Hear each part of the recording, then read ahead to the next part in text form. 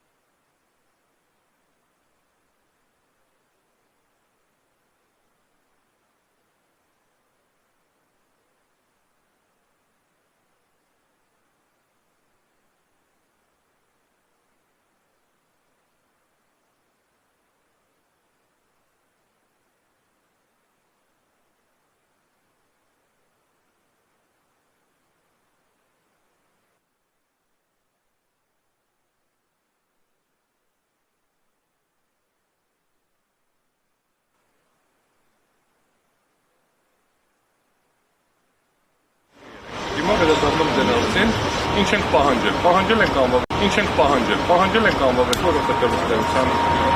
պահանջը դա է։ Անվավեր ճանաչելու դեպքում սահմանադրական դատարանը 3 հնարավոր որոշում կարող է կայացնել, բացի որովհետև ճանաչի, անվավեր ճանաչելու դեպքում 3 հնարավոր որոշում կարող է կայացնել, մենք պահանջել ենք դրանցից 2-ը, առաջինը, որ ամբողջությամբ անվավերի վերակրվածություն որովհետև ապրումներ եղել են շատ բազմաթիվ Չքան էլ տարօրինակ չլինի, որ ուրիշներին են մեղադրում, բայց միջազգային միջամտությունը անվանական եղել է կապակցայի օգտին, մարդիկ, ովքեր իրավունք չունեն մասնակցել հրապարակների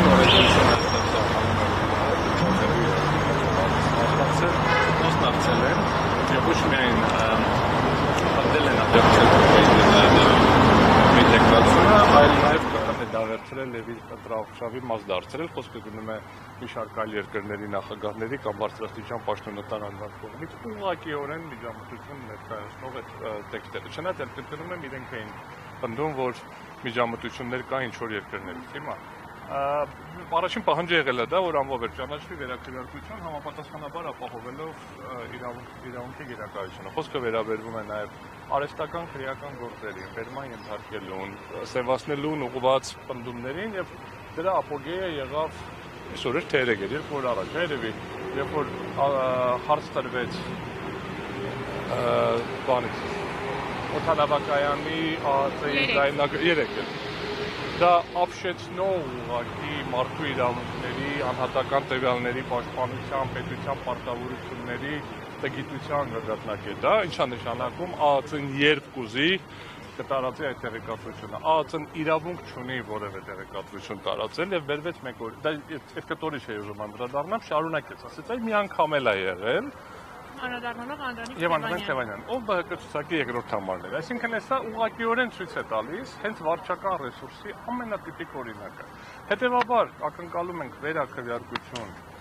օրենքով սահմանված ընթացակարգերով պահպանելով ամբողջ կանոնները, բայց որպես այլընտրանք հաշվի առնելով, որ մաթեմատիկական, ինչպես նշեցի, ԲՀԿ-ն ուներ այդ 4%-ը, առնվազն մանդատների բաշխման այլ կարգ, որով ԲՀԿ-ն կանցնի ազգային ժողով։ Պարոն Նորբելյան, վերահաշվարկ ամբողջ հանրապետությունը Վերահաշվարկ չէ, վերաքվեարկություն, ուրիշ տարբերակ չկա։ Վերաքվեարկություն ամբողջ ուրիշ տարբերակ չկա։ Ուղղակի եթե կենտրոնական ընտրական հանձնաժողովը ուներ մի քանի տարբերակ, այդ թվում նաև ընտրատեղամասերում վերաքվեարկություն իրականացնել, ապա բանի դեպքում, սահմանադրական դատարանի դեպքում նման հնարավորություն չկա, կամ ինքը պետք է անվավեր ճանաչի եւ ամբողջությամբ վերաքվեարկություն նշանակի, կամ պետք է մանդատների այլ կարգ սահմանի, այնտեղ մի տարբերակ էլ կա, երկրորդ փուլ մենք համապատասխանաբար չենք պահանջում։ Դուք եք ներկայացուցիչ լինել վերաքվեարկության դեպքի պատկերը չէ։ Նույն պատկերը, որ հստակեցնեք ինչի նկատի ունեք 4% անցնելը, թե ընտրախախտումները։ Եվ ընտրախախտումներով գուցե նաև սահմանադրական մեծամասնություն Նայեք, ինչ կլինի ընտրության արդյունքները, Տիկին Տոնյանը հստակ նշեց, դրանում չի խնդիրը։ Խնդիրը այն է, որպեսզի կարողանա ժողովուրդը իր ընտրությունը տեղացնել։ Վերջին հաշվով, հիմա եթե ժողովուրդը կորոշի, որ պետք է գնա վերաքվեարկության ժամանակ այլ ձևով քվեարկի, ուրեմն կգնա այլ ձևով քվեարկի։ Եթե կորոշի, որ պետք է այլ ձևով ի օգուտ ընդդիմության քվեարկի, ուրեմն ընդդիմությանը, երբ որ կլինի երրորդ ուժերի, չորրորդ ուժերի, ուրեմն չորրորդ ուժերի։ Խնդիրը հետևյալն է։ Այդ վերաքվեարկության ինստիտուտի ամբողջ իմաստը կայանում է հետևյալում։ Եթե տեղի են ունեցել խախտումներ, որոնք հնարավորություն չեն տալիս իրականում պարզել ժողովրդի կամքը, իսկ մենք խոսում ենք դրա մասին, ապա պետք է լինի վերաքվեարկություն, բայց ոչ թե ավտոմատ տեխնիկական, մեխանիկական գործողություն, այլ ապահովելով իրավունքի գերակայությունը այն սկզբունքները, որոնք կան։ Հետևաբար Սահմանադրական դատարանի որոշման մեջ ակնկալում ենք ոչ միայն եզրափակիչ մասը, որ ասի վերաքվեարկություն ամբողջ Հայաստանում, այլ նաև այդ խախտումների արձանագրում, որպեսզի հնարավոր լինի բացառել այդ խախտումների տեղի ունենալը նոր գործընթացի ընթացքում։ Վստահ եմ արդյոք, չեմ կարող երբեք ոչ մի բանի վրա վստահ լինել, բայց ընդհանուր սկզբունքը հետևյալն է, պետք է անենք մեր առավելագույնը, կլինի այն ինչ կլինի, բայց մենք պետք է բոլորս անենք առավելագույնը սահմանադրություն եւ սահմանադրական արժեքները պաշտպանելու համար։ Որոնք են լինելու ձեր գործողությունները, եթե Սահմանադրական դատարանը ձեր սպասելիքները չարդարացնի, հա, չկայացնի որոշում, որին սպասում։ Մեր ինդիկատիվ ունեք իմ թե կուսակցության։ Կուսակցության Տիկին Տոնյանը կպատասխանի, եթե իրավաբանների մասով էլի հարց կասեն։ Տեսեք, պարոն Նորբելյան, վարչապետ Վարդան Մանուկյանը նշում է, որ դիմելով Սահմանադրական դատարան, քանի որ կանխատեսելի է ըստեյության ինչ որոշում կայացնի դատարանը, այդ եւ ուժերը լեգիտիմացնելու են ընտրության արդյունքները։ Ես չմեկնաբանեմ, ուժը որոշել է համապատասխանաբար դիմել, ես որպես իրավաբան գտնում եմ, որ եթե կա որևէ այցյան, որտեղ պետք է դիմել եւ մի հատ էլ շանս տալ կարգավորելու այս հանգամանքը կարծում եմ անհրաժեշտ է։ Պետք է Սահմանադրական դատարանը խուսափի այն իրավիճակից, երբ որ նախկին աջաններում բոլորը նիստից հետո ասում են մեզ խաբեցին,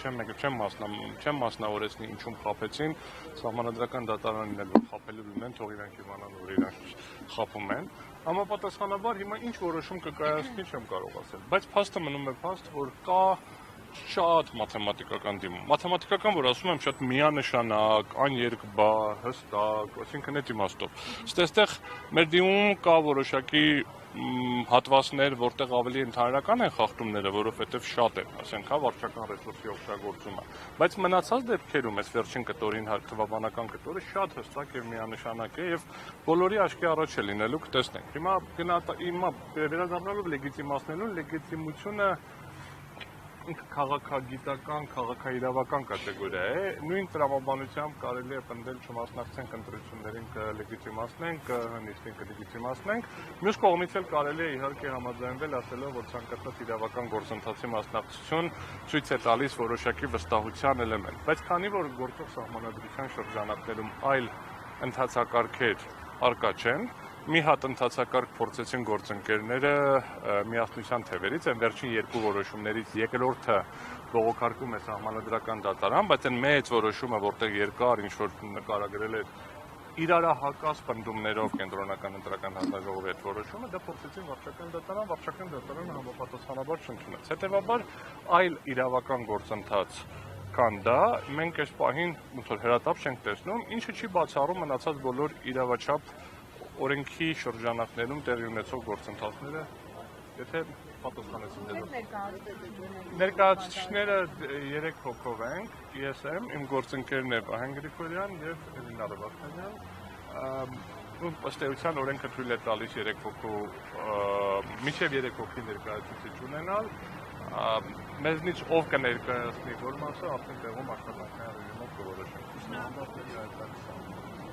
Մանդատների այլ կարգ սահմանելը նշանակում է հետևյալը. եթե Սահմանադրական դատարանը գա եզրահանգման, որ կենտրոնական ընտրական հանձնաժողովը իրավասու չէր, անվավեր ճանաչել այն երկու տեղամասերում արդյունքները,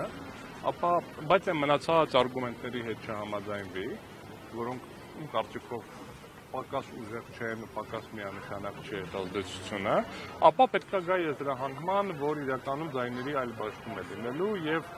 արկա այս վերջին որոշման բաշխման փոխարեն պետք է այլ թվեր լինեն, ըստ էության Բարգավաճ Հայաստան կուսակցությունը կստանա, եթե չեմ սխալվում հաշվել է 5 կամ 4 մանդատ, այսինքն անցողիկ չեմով 5 մանդատեր, ոնց որ անցնում